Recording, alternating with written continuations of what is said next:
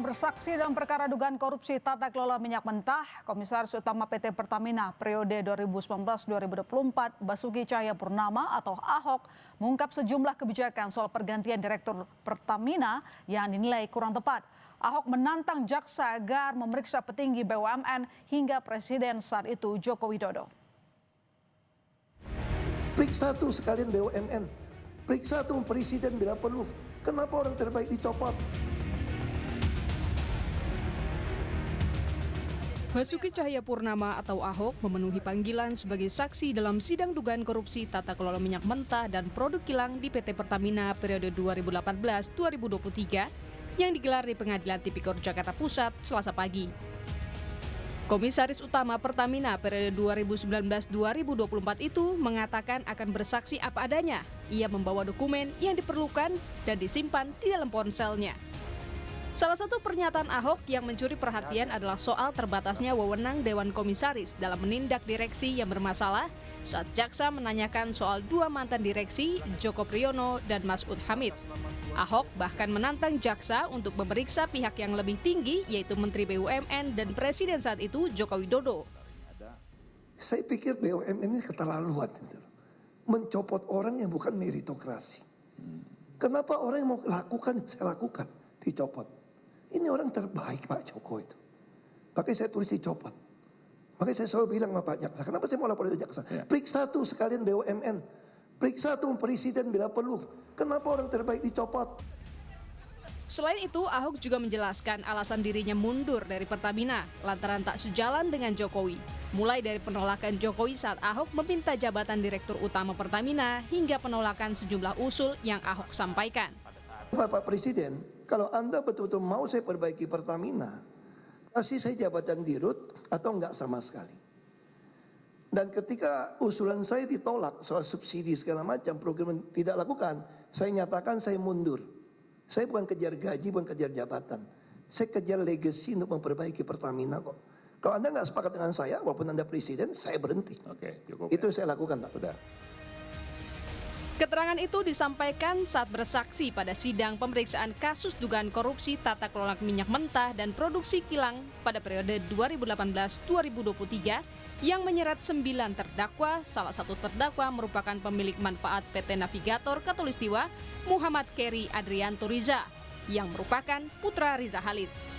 Dan tersangka lain Direktur Utama PT Pertamina International Shipping Yoki Firnandi, Vice President Feedstock Management PT Kilang Pertamina International Agus Purwono, hingga Direktur Utama PT Pertamina Patraniaga Rifa Siahaan. Tim Liputan Kompas TV. Presiden ke-7 Republik Indonesia Joko Widodo disinggung dalam sidang kasus korupsi. Kali ini dugaan korupsi tata kelola minyak mentah dan produk kilang di PT Pertamina periode 2018-2023. Lalu apa arti pernyataan Ahok di muka sidang yang disampaikan Basuki Cahayapurnama atau Ahok? Kita bahas bersama Valdo Maldini, politisi Partai Solidaritas Indonesia (PSI) dan juru bicara DPP PDI Perjuangan Guntur Romli. Selamat petang Mas Valdo, selamat petang Mas Guntur. Selamat petang, Ilona, Mas Guntur, semuanya. Assalamualaikum. Mas Valdo, apa tanggapan Anda? Nama Jokowi disebut dalam sidang, bahkan Ahok bilang kalau bisa diperiksa saja. Iya, pertama kami kira kita harus jernih ya, membedakan opini politik dan mekanisme hukum. Karena kasus korupsi yang terjadi itu ya domain penegak hukum, bukan panggung debat persepsi. Karena kita ini negara hukum yang bicara tentu alat bukti, Mbak, bukan emosi. Yang kedua, Pak Jokowi ketika menjadi presiden, ya bukan pengelola operasional Pertamina gitu. Tidak ngurus tender, tidak ngurus kontrak, apalagi yang namanya transaksi. Pertamina adalah BUMN yang punya direksi, komisaris, audit internal, bahkan pengawasan. Yang diarahkan oleh presiden itu adalah tujuannya, bukan hal-hal untuk tanda tangan invoice dan sebagainya. Dan kalau Pak Ahok pernah jadi komut di Pertamina, kalau ada temuan kan jalurnya jelas. Lapor ke KPK, Kejaksaan, BPK. Ya kalau ada bukti, pintu hukum pasti terbuka. Bukan pintu opini media gitu. Dan Pak Ahok juga bilang beliau mundur karena banyak ide yang tidak cocok. Ya, kalau tidak cocok ide itu kan normal, Mbak, di dalam proses organisasi, apalagi Pak Ahok pernah di birokrasi. Tapi tidak otomatis ada kasus korupsi yang dalam hal-hal ini sedang diuji, Sehingga perbedaan gagasan itu bukan berarti adanya kejahatan. Jadi kami kira di dalam hukum yang menuduh wajib membuktikan, jangan dibalikkan beban pembuktiannya. Bukan Oke. Pak Jokowi kami kira yang harus membuktikan tidak bersalah, tapi penuduh yang membukti, kira-kira gitu.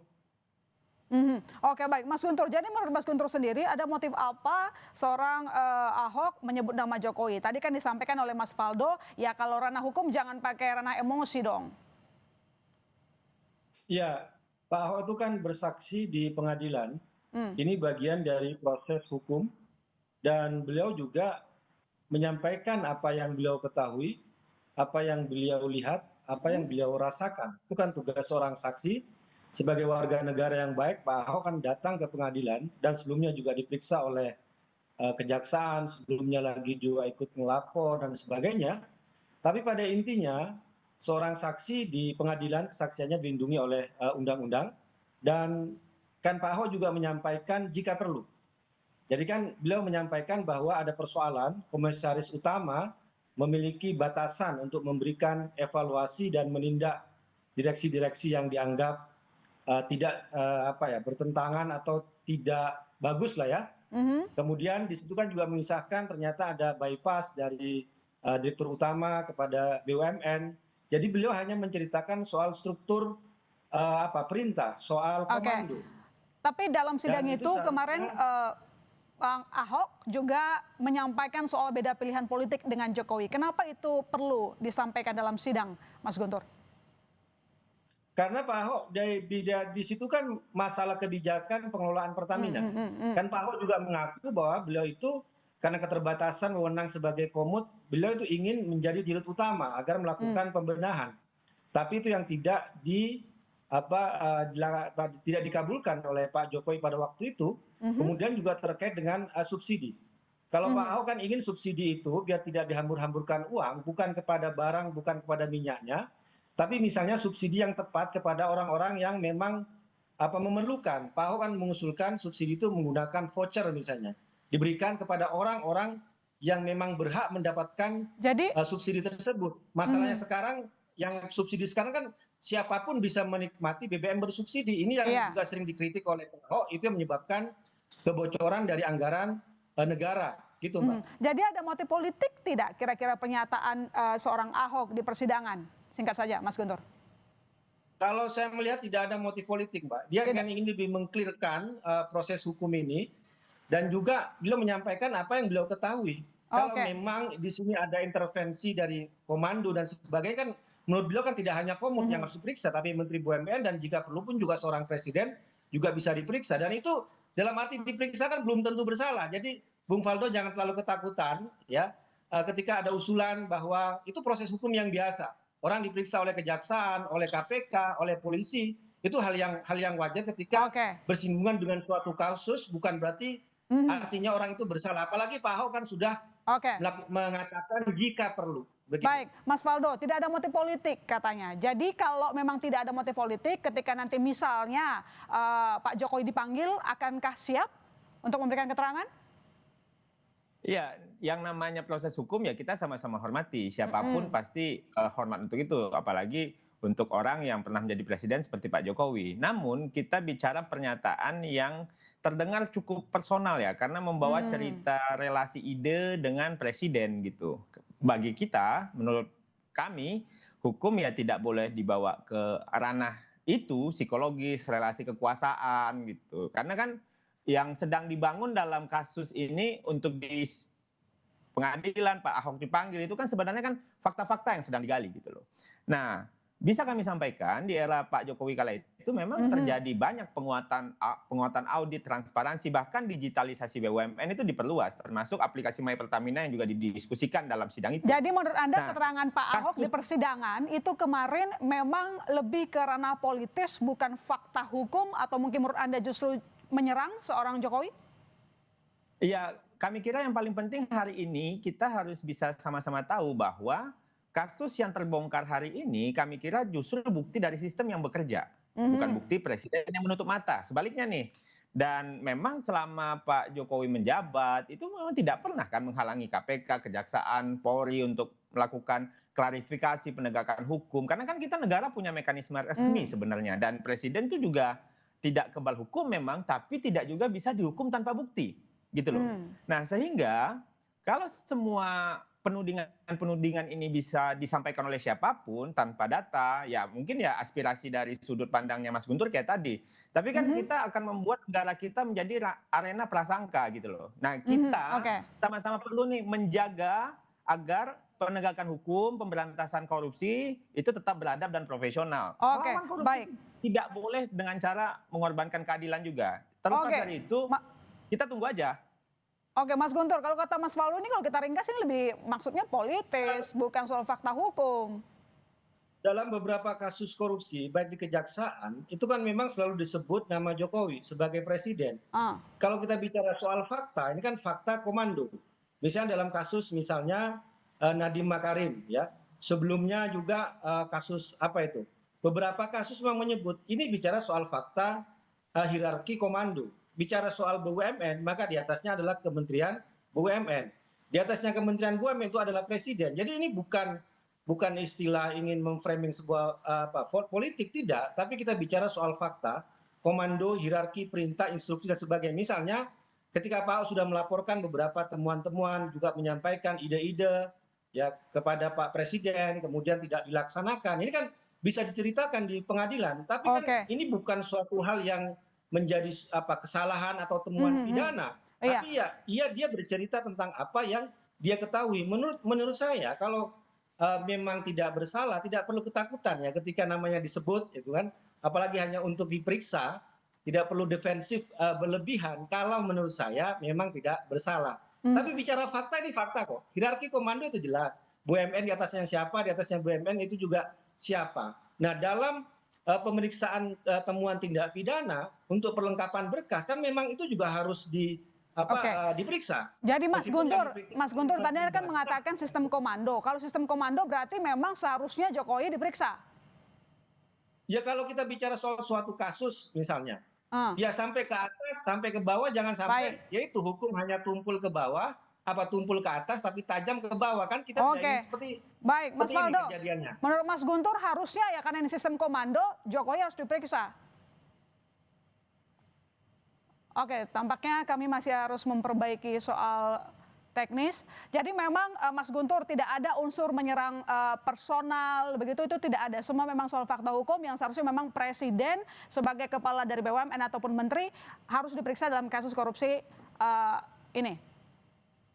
Dalam kasus Mbak, ini yang melibatkan BUMN atau apapun namanya, jadi kejaksaan atau KPK, memang nama Pak Jokowi yang sering disebut. Disebut ketika itu untuk melengkapi suatu gambaran, suatu kasus atau suatu cerita. Misalnya saya contohkan dari kasus Nadiem, kasus SDP, kasusnya Joni Plate dan lain sebagainya kan selalu disebut. Tapi apakah ketika disebut nama itu sebuah kesalahan atau ada dugaan tindak pidana? Ya enggak juga gitu loh. Kan ini untuk melengkapi namanya cerita ya, cerita atau bangunan. Baik, saya ke Mas Faldo, gitu. Mas Guntur. Mas Faldo, tadi disampaikan ini kan bentuknya komando. Jadi sudah seharusnya dong seorang Jokowi saat itu menjabat sebagai presiden untuk ikut diperiksa. Dan dia mungkin tahu soal kasus ini. Iya, sebenarnya kan yang paling penting itu kan juga salah satunya adalah kita harus meletakkan bahwa Pak Jokowi itu bukan objek rumor gitu, tapi memang pernah menjadi kepala negara yang bekerja dalam sistem hukum. Jadi kan kita sama-sama jaga semangat anti korupsinya, tapi jangan rusak logika hukumnya. Sekarang gini deh, kita lihat polanya ya. Banyak kasus hukum, ekonomi, konflik elit, bahkan ujung-ujungnya nama Pak Jokowi yang diseret gitu. Padahal seringkali nih yang diperiksa itu ya direksi, pejabat teknis, menteri, atau bahkan pengambil keputusan yang sangat operasional dan bukan presiden, Mbak Ilona. Nah, karena kita lihat kan ini menunjukkan beberapa hal bahwa memang Pak Jokowi pernah menjadi simbol kekuasaan, jadi semuanya dikaitkan dengan beliau. Ada kecenderungan juga mempersonalisasi masalah sistematis atau sistemik agar kelihatan politis dan dramatis, kalau menurut saya.